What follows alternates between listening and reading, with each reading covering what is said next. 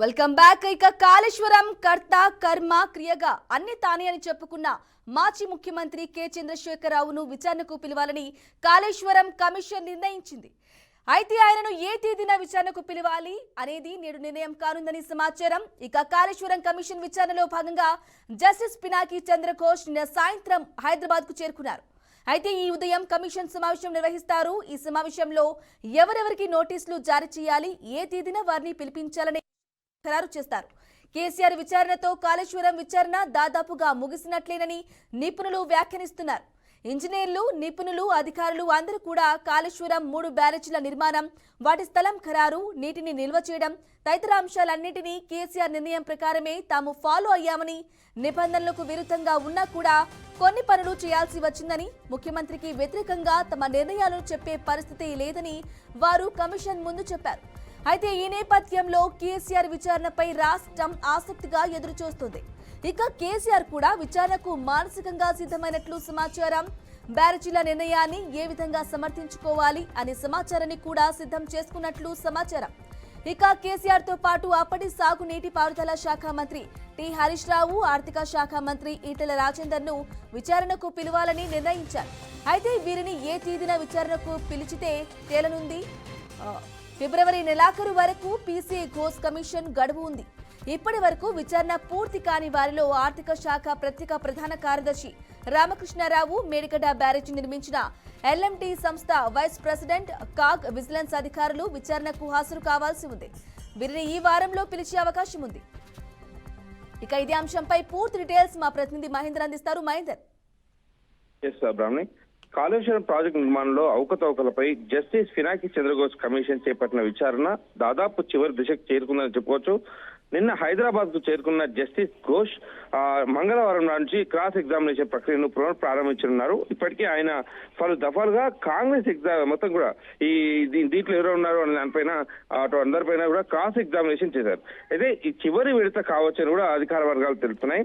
గతంలో నిర్వహించినటువంటి cross examination కు హాజరు కాలేకపోయిన ఆర్థిక శాఖ ప్రత్యేక ప్రధాన కార్యదర్శి కె రామకృష్ణారావును ఈసారి కమిషన్ అయితే ప్రశ్నించనున్నట్టుగా తెలుస్తుంది. మరి అధికారులు పూర్తిగా పూర్తవుతుంది. దీంతో విచారణ కూడా బ్యారేజీల నిర్మాణ సంస్థలు అలాగే ప్రజలతో పాటు కాళేశ్వరం ప్రాజెక్టుపై ఆడిట్ నిర్వహించి నివేదిక రూపొందించిన తర్వాత కాగ్ అధికారులు సైతం కమిషన్ ప్రశ్నించనుంది. మరి చివర్లో అంటే అందరినీ ప్రశ్నించిన తర్వాత చివర్లో మాజీ ముఖ్యమంత్రి కేసీఆర్ ఎవరైతే ఈ కాళేశ్వరం ప్రాజెక్టును కర్త కర్మ క్రియ అంతే నేనే అని చెప్పారో, మరి దీంట్లో ఇన్ని అవకతవకలు జరిగాయి కూడా తానే బాధ్యత వహించాలంటగా ప్రభుత్వం చెప్తుంది. మరి చివరిలో మాజీ ముఖ్యమంత్రి కేసీఆర్ ను, మాజీ మంత్రి హరీష్ రావును, అప్పటి ఆర్థిక మంత్రి ఈటెల రాజేందర్ కూడా క్రాస్ ఎగ్జామినేషన్ చేసి పిలువనున్నట్టుగా తెలుస్తున్నది. మరి నేడు వీరికి సమన్లు జారీ చేసే అవకాశం కూడా కనిపిస్తుంది. మరి కాళేశ్వరం ప్రాజెక్టు నిర్మాణంలో సంబంధం ఉన్న నీటిపారుదల మాజీ శాఖ ఈఎన్సీలో ఉండొచ్చు, ఇతర కీలక ఇంజనీర్లు, రిటైర్డ్ ఇంజనీర్లతో పాటు రిటైర్డ్ ఐఏఎస్ అధికారులను కూడా కమిషన్ ఇప్పటికే ప్రశ్నించింది. మరి బ్యారేజ్ నిర్మాణ ప్రాంతాన్ని ఇప్పుడు తుమ్మిడిహెడ్ నుంచి మేడిగడ్డ దాకా మార్చడంలో పాటు మేడిగడ్డ, అన్నారం, సుందిల్లా బ్యారేజ్ల నిర్మాణ సంస్థల ఎంపిక అలాగే దాంట్లో ఇతర అంశాల్లో కేసీఆర్, హరీష్ రావు కీలక నిర్ణయాలు తీసుకున్నారని ఇప్పటికే పలువురు అధికారులు తమ వాంగ్మూలంలో ఇచ్చారు పూర్తి వివరాలను కూడా. మరి వారందరి నుంచి సేకరించిన సాక్ష్యాధారాలతో కేసీఆర్, హరీష్ ను అయితే కమిషన్ ప్రశ్నించనుంది. మరి ఇక జస్టిస్ ఘోష్ కమిషన్ గడువు ఫిబ్రవరితో పూర్తి కానున్నది. మరి మార్చి లేదా ఏప్రిల్లో ప్రభుత్వానికి నివేదిక సమర్పించే అవకాశం అయితే ఖచ్చితంగా కనిపిస్తుంది. మరి ఓవైపు కాళేశ్వరం ప్రాజెక్టు పైన వేగవంతమైన చెప్పుకోవచ్చు ఈ విచారణ అనేది కూడా. మరి చూడాలి, ఇంకా కేసీఆర్ మాత్రం చివరికి పిలిచే అవకాశం కనిపిస్తుంది. నేడు వాళ్ళకి సమన్లు జారీ చేసే అవకాశం అయితే కనిపిస్తుంది. అయితే మహేందర్ రెడ్డి చెప్పండి, అంటే వీటన్నిటిని ఈ అంశాలన్నింటినీ కేసీఆర్ నిర్ణయం ప్రకారమే తాము ఫాలో అయ్యామని, నిబంధనలకు విరుద్ధంగా ఉన్నా కూడా కొన్ని పనులు చేయాల్సి వచ్చిందని, ముఖ్యమంత్రికి వ్యతిరేకంగా అంటే తమ నిర్ణయాలు చెప్పే పరిస్థితే లేదని కూడా కమిషన్ ముందు కొందరు చెప్పారు. అంటే ఈ నేపథ్యంలో ఏ విధంగా చూసుకోవాలంటారు? వీటన్నిటిని బీఆర్ఎస్ ఏ విధంగా రియాక్ట్ అవుతుంది, ఏ విధంగా సమర్థించుకుంటుంది? అప్పుడు ఎందుకంటే దీంట్లో మొదటి నుంచి కూడా మాజీ ముఖ్యమంత్రి కేసీఆర్ ఒకటే చెప్పారు, కాళేశ్వరం నా కళ, కాళేశ్వరం నా డ్రీమ్ ప్రాజెక్ట్ అనేటట్టుగా తను చెప్పుకొచ్చారు.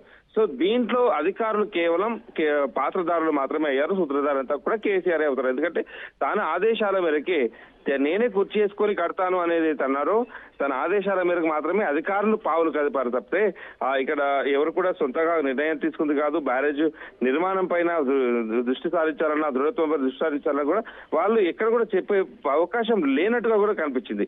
సో వాళ్ళంతా కూడా ఒకటే చెప్తున్నారు. మొదటి నుంచి కూడా ఈ విచారణ, ఈ కమిషన్ ఏర్పాటైన మొదటి నుంచి కూడా ఒకటే చెప్తున్నారు. దీంట్లో మాకు ముఖ్యమంత్రి నుంచి ఆదేశాలు, అప్పుడు నీటిపారుదల శాఖ మంత్రి హరీష్ రావు నుంచి ఆదేశాలు వస్తే మాత్రమే మేమంతా దీంట్లో మాకు స్వతహాగా మేము తీసుకున్న నిర్ణయాలు ఏం లేవు. కమిషన్కి ఎప్పుడు కూడా మేము సహకరిస్తూనే ఉంటాం, ఏ ప్రశ్నలు అడిగినా మేము సమర్పిస్తుంటాం అన్నట్టుగా దీంట్లో ఉన్న విషయాలన్నీ తమ వాంగ్మూల రూపంలో అంతా కూడా చెప్పడం జరిగింది. మరి దీన్ని వీరు ఇచ్చినటువంటి వాంగ్మూలాల ఆధారంగానే కేసీఆర్ కు హరీష్ రావు కూడా సమన్లు జారీ చేసే అవకాశం కనిపిస్తుంది. Right Mahender Reddy, thank you for the updates.